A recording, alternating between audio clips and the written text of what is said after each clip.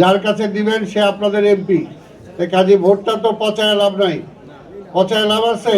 কাজী ভোটটা ধানের শীষ তারেক রহমান, মনে রাখবেন আপনারা। আর বলো করে করেন, সেদিন কথা বলবো। ওকে, থ্যাংক ইউ। কি বলেন, আপনি বলবেন? আচ্ছা, তো আরেকদিন একটু বড় করে আপনারা এই করেন, সেদিন আমি যাব। হয় এখানে করেন, এখানে করলে আপত্তি নেই, আর না হলে যদি আপনার এলাকায় করতে চান সেখানেও করতে পারেন। তাহলে আপনি এলাকায় কবে করবেন বলেন, যদি প্লেসের অসুবিধা হয় আমি আপনার প্লেস দিয়ে দেবো, আমার জানান। হ্যাঁ, ঠিক আছে, ওকে, থ্যাংক ইউ। মিটিং করতে চাই না, বক্তব্যটা তো শুনলাম আমরা, কিন্তু আমরা জানি যে আপনারা অনেক আছেন। দরকার হলে এলাকায় আপনারা একটা মিটিং করেন, প্লেস যদি অসুবিধা হয় আমরা দিব। আমাদেরকে বলেন একটা অডিটোরিয়াম বা একটা জায়গা যেখানে 300-400, আপনাদের তো 300-400 মিনিমাম হওয়ার কথা, 1000-1200, তো আমরা ওই রকম একটা জায়গা দিই, আপনি ওইখানে করেন, ওটা ভালো হয় না? আজকে মিটিংটা এখানে আপনি বক্তৃতা দিয়ে এটা ক্লোজ করে আরেকটা ডেট করেন। এবং অনেক উপস্থিত নেতৃবৃন্দ, সংগ্রামী নেতৃবৃন্দ, আপনাদের সকলকে আমার পক্ষ থেকে এবং আমাদের কালাচাঁদপুর, নদ্দা, গুলশান, বনানী এলাকার আদিবাসী পক্ষ থেকে আমি আন্তরিক শুভেচ্ছা জানাই। আমি বক্তব্যের পরে আমি বলতে চাই, আমরা দীর্ঘ 20 বছর পরে একটি সুষ্ঠু নির্বাচন ভোট দিতে যাচ্ছি।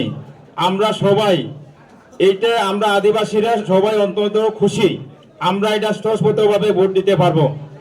আমরা আগে যেটা আমাদেরকে মনে করতো যে আওয়ামী লীগ করে, সবাই মাইনরিটিরা, আদিবাসীরা সবাই আওয়ামী লীগ করে, কিন্তু না, আমরা 2001 সাল থেকে এখানে আওয়ামী লীগও ছিল না, বিএনপি ছিল না। আমরাই সর্বপ্রথম সংগঠন করেছি আমাদের মেজর কামরুল ইসলামের নেতৃত্বে 2001 সালে। আমরা সেই সময় শক্তিশালী একটা সংগঠন গড়ে তুলেছিলাম। সেই সময় ঢাকা শহরে কোথাও কোনো আমাদের আদিবাসীদের মধ্যে সংগঠন ছিল না। আমরা জাতীয়তাবাদী দল আমরা সেখানে করেছি। সেখানে আমাদেরকে অনুমোদন দিয়েছিল মেজর কামরুল ইসলাম এবং আমাদের কায়ুম ভাই, তারা আমাদেরকে অনুমোদন দিয়েছিল সেই মিটিংয়ে। আচ্ছা, আমি যাই হোক, আগামী নির্বাচনে কথাই নয় কাজে বিশ্বাসী আমরা প্রত্যেকটা বাড়িতে আমাদের আদিবাসী বাড়িতে আমরা এখনো দেখি নাই যে কোনো কর্মী গেছে, সেটা আমরা দেখি নাই এখনো। আমাদের বাড়িতে এখনো পৌঁছায় নাই। নদ্দা, কালাচাঁদপুর ওই এলাকাগুলিতে আমি এখনো কর্মী সঠিকভাবে নারী কর্মীরাই নাই, নারী কর্মী নেতৃত্বে আমি দেখি না আমি সেখানে যে পৌঁছাইছে। আমাদের আদিবাসী গড়ে বা বিভিন্ন বাঙালির বাসায় গেছে, সেরকম নারী কর্মীরা নাই। সুতরাং নারী কর্মীরাই পারে যে আজকে যদি ভোট পরিবর্তন করার জন্য যদি স্বতঃস্ফূর্তভাবে যে অংশগ্রহণ করে যদি নারী কর্মীরা যদি প্রত্যেকটা বাড়িতে যায়, তাহলে ভোট সেখানে সঠিকভাবে আসবে। আরেকটি বিষয় বলতে চাই, সেখানে আমাদের যে এই নির্বাচনটা খুব ক্রিটিক্যাল। এই নির্বাচন ক্রিটিক্যাল এই কারণেই যে এতগুলি ব্যালট পেপার, এই ব্যালট পেপার কিন্তু সঠিকভাবে কেউ প্রয়োগ করতে পারবে কিনা আমি এটা জানি না। তবে এখানে যে ব্যালট আমি দেখেছি, যে মার্কাগুলি, অনেক মার্কা, সেখানে যে মার্কা 5টা 7টা 10টা হইতে পারে এরকম, সেখানে কিভাবে বাস করবে, ভোট দেওয়ার পরে বাস করবে কিভাবে, সেটা অনেকজনে বুঝবে না, অনেক ভোট নষ্ট হবে। তাই আমি বলতে চাই যে ভোট যেন নষ্ট না হয়, একটি ভোট যেন নষ্ট না হয় আমাদের ধানের শীষে ভোট। সেই জন্য নিশ্চিত করতে হবে, ইনশিওর করতে হবে যেন সুন্দর সঠিকভাবে ভোট দিয়ে লম্বা করে যেন বাস করে, লম্বা সেইভাবে করে মানুষকে বুঝাইতে হবে, সে বাড়িতে বাড়িতে গিয়ে সেখানে বুঝাইতে হবে কিভাবে ভোট দিবে, না হয় অনেক ভোট নষ্ট হওয়ার সম্ভাবনা থেকে যায়। আমি আর লঙ্গার করব না, এই বলে আমার এই ছোট বক্তব্য আমি এখানে শেষ করতে চাই। ধন্যবাদ সবাইকে। বাংলাদেশ জিন্দাবাদ।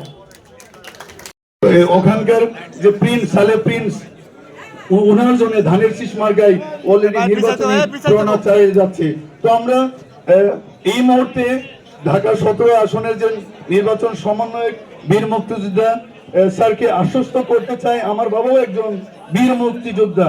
হ্যাঁ, তো আমি বীর মুক্তিযোদ্ধার ছেলে হিসেবে এই ধানের শীষ প্রতীকের নির্বাচনী ক্যাম্পেইনে স্ফূর্তভাবে অংশগ্রহণ করব এবং আমাদের দলের গুত্রদের লোকদেরকেও আহ্বান করব যেন পরিবর্তনের এই দিকটাকে যেন ইতিবাচক দৃষ্টিভঙ্গিকে দেখে যেন আমরা কাজ করতে এগিয়ে যেতে পারি, একসাথে বাংলাদেশটাকে যেন আমরা পুনর্গঠন এবং বিনির্মাণ যেন করতে পারি।